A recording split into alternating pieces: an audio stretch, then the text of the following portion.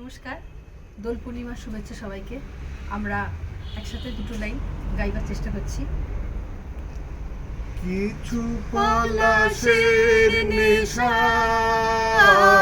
কিছু বাঁচা পায় নেশা, তাই দিয়ে সুরে সুরে রঙে রসে জাল বুনি,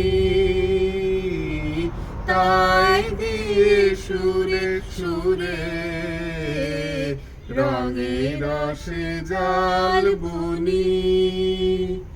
রচি মম ফাল্গুনি, একটুকু ছোঁয়া লাগে, একটুকু কথা শুনি।